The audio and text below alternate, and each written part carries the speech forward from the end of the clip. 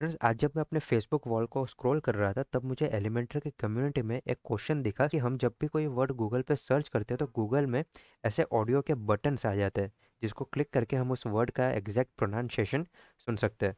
तो क्या ये चीज़ वर्डप्रेस में या एलिमेंटर में अचीव करना पॉसिबल है? तो आज के वीडियो में हम वही देखने वाले हैं। तो चलिए स्टार्ट करते हैं आज का वीडियो। वीडियो स्टार्ट करने के पहले एक quick note, ITS web space का एक फेसबुक पेज क्रिएट किया है मैंने, जिसमें मैं जो भी हमारे चैनल पे अपडेट्स आ रहे हैं, जो भी वीडियोस नए पोस्ट होने वाले हैं, मैं उनके बारे में यहाँ पे अपडेट करता हूँ, उनका लिंक यहाँ पे शेयर करता हूँ। और अगर मुझे कोई भी नई चीज़ वर्डप्रेस में या फिर प्रोग्रामिंग इन जनरल में पता चलती है तो उसको भी मैं यहाँ पे शेयर करने वाला हूँ।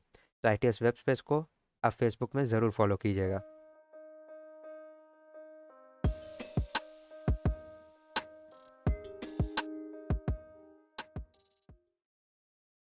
फ्रेंड्स, कोडिंग स्टार्ट करने के पहले मैंने प्रिपरेशन क्या क्या किए हुए हैं इस वीडियो के लिए, मैं आपको वो बता देता हूँ पहले। तो हमने अपने वर्डप्रेस के पोस्ट में एक मेटा फील्ड ऐड किया हुआ है ऑडियो सिलेक्ट करने के लिए। मेटा फील्ड्स कैसे ऐड करते हैं उसके ऊपर सेपरेट वीडियो है, आप उसको देख सकते हो, उसका लिंक आपको अभी ऊपर कार्ड में दिख जाएगा। ठीक है, तो चलिए, इसको ऐड करने के लिए मैंने एक कस्टम प्लगइन भी बनाया है, तो मैं आपको दिखा देता हूँ प्लगइन में क्या कोड है। बेसिक सा प्लगइन है, थोड़े मैंने हेडर्स ऐड किए हैं। अगर प्लगइन को कोई बाहर से यानी कि यूआरएल के थ्रू डायरेक्ट एक्सेस करने की कोशिश करता है तो उसको टर्मिनेट करवा दिया है मैंने। कुछ ग्लोबल वेरिएबल्स डिफाइन किए हैं मैंने। उसके बाद मैंने एक जावास्क्रिप्ट की फ़ाइल बनाई है तो उसको मैंने इनक्यू करवा दिया है यहाँ पे। और उसके बाद जो हमारा मेटा फील्ड को हमने ऐड किया है पोस्ट में, उसका कोड यहाँ पे लिखा है। और यहाँ पे हमारे मेटा फील्ड को सेव करने का कोड लिखा हुआ है। मैं यहाँ पे आपको एक बार गो थ्रू करवा देता हूँ कि यहाँ पे जो ऑडियो फाइल है वो सेव कैसे हो रहा है। मैंने इसको वर्डप्रेस के सेव पोस्ट एक्शन हुक के साथ इसको बाइंड किया हुआ है। एक बार मैं स्क्रीन को जूम कर देता हूँ तो आपको दिखाई देगा सही से। ठीक है, तो एक्शन हुक है सेव पोस्ट, उसमें मैंने अपना एक कॉल बैक फंक्शन ऐड किया है।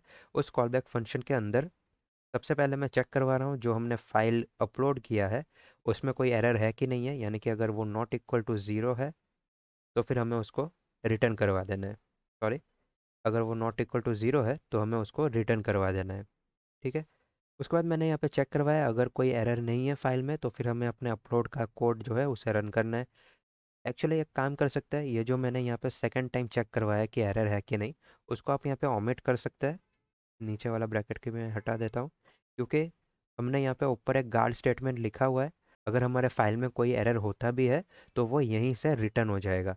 हमारा जो एग्जीक्यूशन का कोड है, हमारा जो अपलोड का कोड है वो एग्जीक्यूट नहीं होगा। कन्फ्यूजन ना हो इसलिए मैं इस लाइन को यहाँ से निकाल देता हूँ, इसे निकाल देते हैं। और ये जो पूरा ब्लॉक है इसको बाहर से ले लेते हैं। ठीक है, चलिए, सबसे पहला काम क्या करवा रहे हैं, जो फाइल अपलोड हुआ है उसको मैं एक वेरिएबल में स्टोर करवा रहा हूँ। उस वेरिएबल में से मैं उस फाइल का जो एक्सटेंशन है उसको यहाँ पे निकाल रहा हूँ और अपने फाइल का एक नाम क्रिएट कर रहा हूँ। वो नाम कैसे क्रिएट हो रहा है, मैंने पोस्ट आईडी का यूज़ किया है।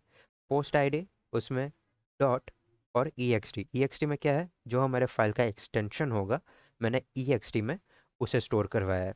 तो फाइनली हमारे फाइल का नाम कैसा बनेगा, अगर सपोज करते हैं आपके पोस्ट की आईडी है 5, तो आपके फाइल का नाम बनेगा 5.mp3, या फिर जो भी आप फाइल एक्सटेंशन अपलोड कर रहे हैं तो पोस्ट आईडी डॉट आपका एक्सटेंशन। उसके बाद मैंने यहाँ पे चेक करवा लिया है कि हमारा जो पोस्ट है उसमें ये जो पर्टिकुलर की है उस की का कोई भी मेटा डेटा अवेलेबल है या नहीं है।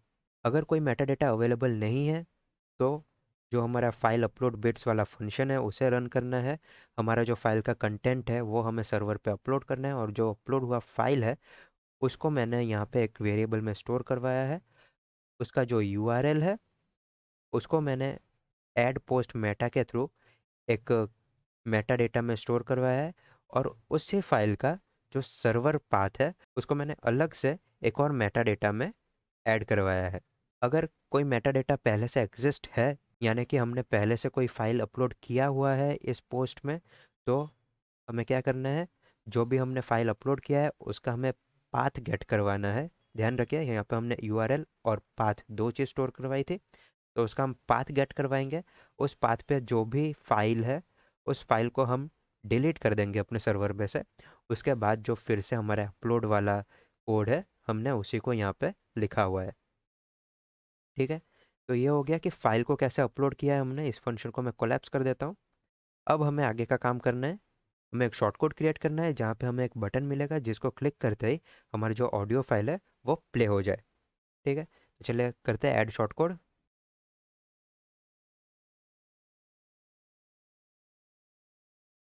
ये हमारे शॉर्ट कोड का स्ट्रक्चर बन गया। अब हमें बेसिकली क्या करना है, हमारा जो मेटा डेटा है हमें उसे गेट करवाना है। मेटा डेटा को गेट करवाने के लिए पहले हमारे पास पोस्ट की आईडी होनी चाहिए। तो यहाँ पे पोस्ट की आईडी ले लेते हैं, गेट द आईडी। ठीक है, इतना लिखने से हमारा जो भी पोस्ट रन हो रहा है उसकी आईडी हमें यहाँ पे इस वेरिएबल में स्टोर होकर मिल जाएगी। ठीक है, इसके बाद हम ऑडियो का यूआरएल ले लेते हैं। गेट पोस्ट मेटा में सबसे पहले argument post ID, second argument हमारा जो मेटा की है वो। तो मैं यहाँ पे ऊपर चलूँगा। हमने यहाँ पे जहाँ पे सेव करवाया था उसमें हमने मेटा की डिफाइन की थी, वो है I W S embed audio you R L. ठीक है, दो चीज़ हमने सेव करवाई थी, पाथ और यू आर एल। पाथ हमने स्पेसिफिकली ऑडियो को डिलीट करने के लिए यहाँ पे सेव करवाया है, और यू आर एल का हम यूज़ करेंगे उसको प्ले करने के लिए। फिर से कोलैप्स करते हैं इसको, यहाँ पे पेस्ट कर देते हैं। उसके बाद हमें ट्रू पास करना है ताकि जो वैल्यू है यानी कि यू आर एल डायरेक्टली वो मिले, नहीं तो हमें ये फंक्शन एरर रिटर्न करके देगा। तो ठीक है, हमारे पास यूआरएल आ गया। अब बेसिकली हमें यहाँ पे एक बटन क्रिएट करना है जिसका क्लिक इवेंट का यूज़ करके हम जावास्क्रिप्ट के थ्रू हमारे ऑडियो फाइल को प्ले करवाएंगे। ठीक है, तो मैं यहाँ पे इको कर दूंगा।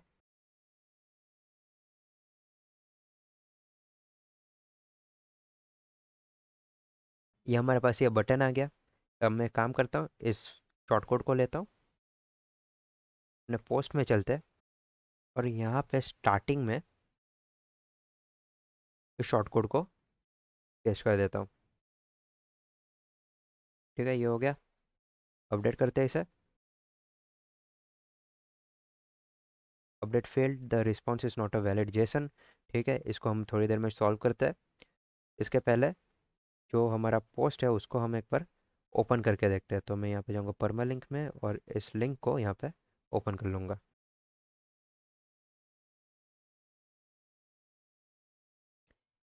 ये देखिए, हमारा बटन हमें यहाँ पे मिल गया। इसको मैं इंस्पेक्ट करके देख लेता हूँ एक बार। इस पे हमें ये क्लास मिल रहा है, तो मैं इस क्लास को कॉपी करूँगा और हम यहाँ पे हमारे जावास्क्रिप्ट में जाएंगे। अब यहाँ पे हम उस बटन का क्लिक इवेंट गेट करवाएंगे, और जो हमारा ऑडियो टैग है वो हम अपने बटन के नीचे अपेंड करवा देंगे। ठीक है,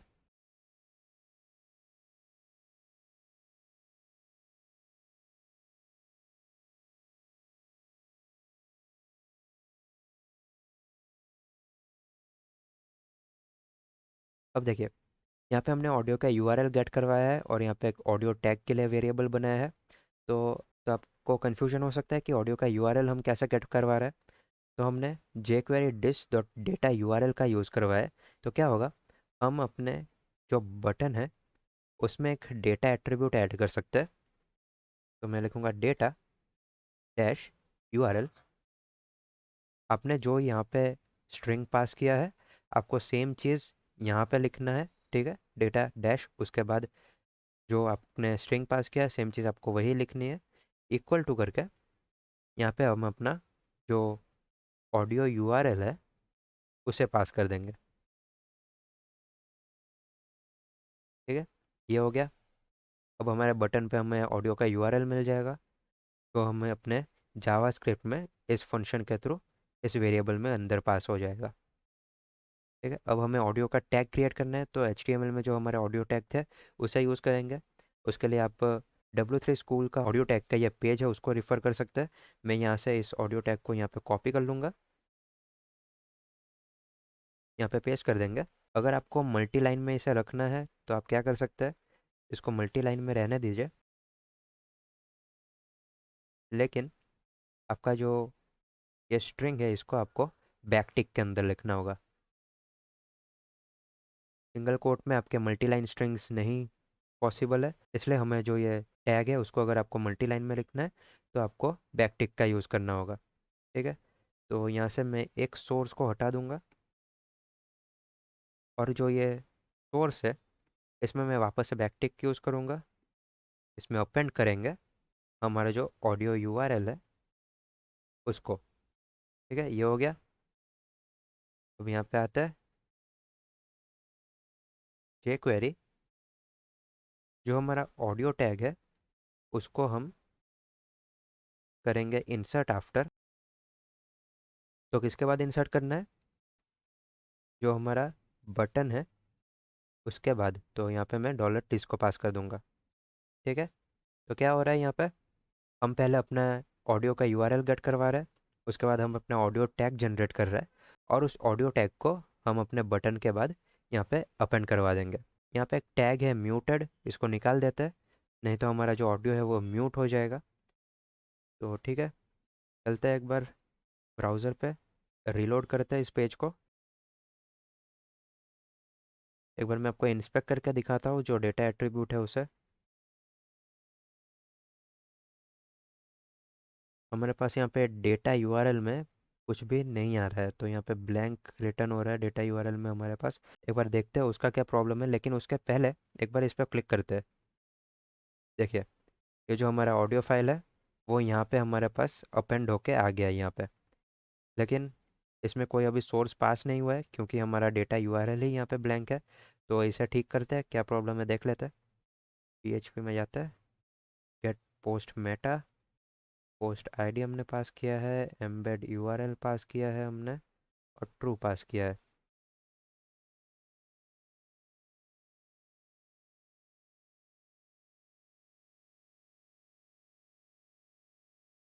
यहाँ पे सब कुछ ठीक है, तो क्या प्रॉब्लम है। अ, अरे हाँ, हमने यहाँ पे फाइल सिलेक्ट की नहीं करवाई थी।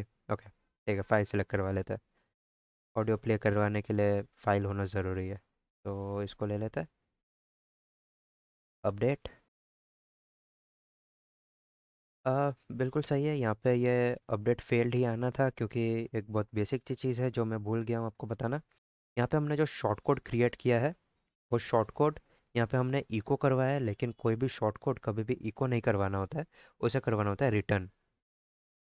ठीक है, इसको रिटर्न करवा देता है। यहाँ पे चलते हैं, इसको अब अपडेट करते हैं। देखिए, अपडेट सक्सेसफुल हो गया। इसको ओपन करते हैं नए टैब में।